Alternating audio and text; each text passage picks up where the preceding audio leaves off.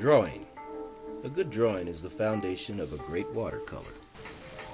Practice drawing objects such as cubes, rectangles, cylinders, and spheres. These basic drawing practices will enable you to see the effects of perspective, dimensions, proportions, and light and shadow. Also, practice the power of observation by freehand sketching anything that catches your eye. Drawing exercise 1. This is an aquarium with tropical fish. Take your time and follow these steps, and you will be satisfied with your drawing. You need a pencil, a soft white eraser, and a piece of watercolor paper. Step 1. Draw lightly. On your watercolor paper, 4 ovals, egg shapes. Make sure they are positioned on the paper so that there is space around each oval and they are not touching the top or the bottom of the paper. You can use your paper either horizontal or vertical. Step 2.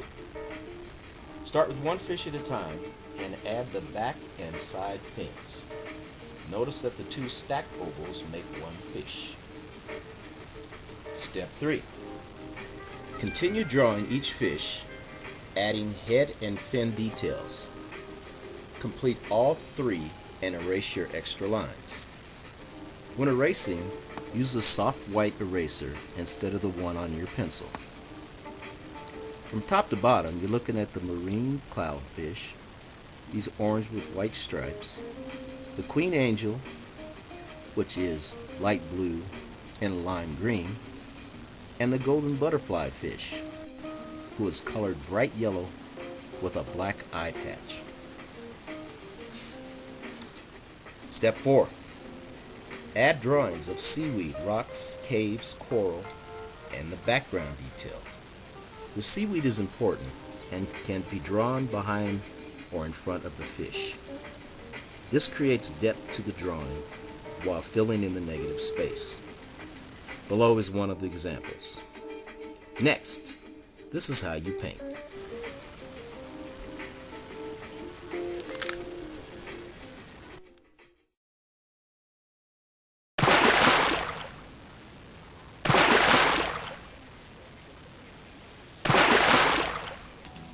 Watercolor exercise 1. Step 1. Attach your watercolor paper to a thin wood board or thick cardboard by taping evenly all the way around the border of your paper. Fill your water container and use your paintbrush to wet your paint. Take the color from your brush and add it to the palette. Clean your brush when you go from one color to the next. When you mix paint, mix enough to cover half your page. Do not use paint straight from the pan. Always mix water in your paint before putting it on your paper. Step 2. Start the painting by adding a blue color in sections of the background. With dry paper, the paint will stay in each section you paint. Sprinkle a little salt on each section of the wet paint only. You should see small salt granules, so try not to cover the section with too much. The salt will pull the color out of the paint and it will dry in various patterns. Take your time and paint at your own speed. Step 3. Complete the painting by lightly wiping the salt off with your hand, and paint should be dry. Add color to each part of the painting by section, never painting next to wet paint. It is very important to let the paint dry, because the watercolor will spread into wet paint and your painting will blur. Turn your painting to the side or upside down to make it easy to reach. You can get to each section as you move around the painting. Congratulations! Step back and take a look at your work. You have just finished your first watercolor painting.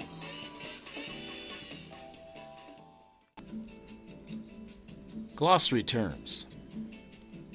Angled lines are made from combining diagonal lines. Binder holds the paint together. It's made from gum arabic for watercolor. Color is what your eyes see when light is reflected off an object. Easel, a stand or resting place for working on or displaying a drawing or painting. Diagonal lines are simply slanted lines. Form. In art, this refers to an object that has 3 dimensions. Horizontal lines, sideways, parallel, to the ground, left to right. Negative space, the areas of an artwork that is not the primary subject or object. Pattern, this is the repetition of certain objects in a work of art.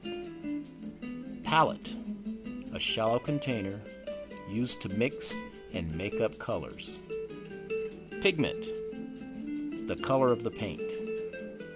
Texture, this is how things look or feel if they were touched. Vertical lines, upright position, lengthwise, up and down.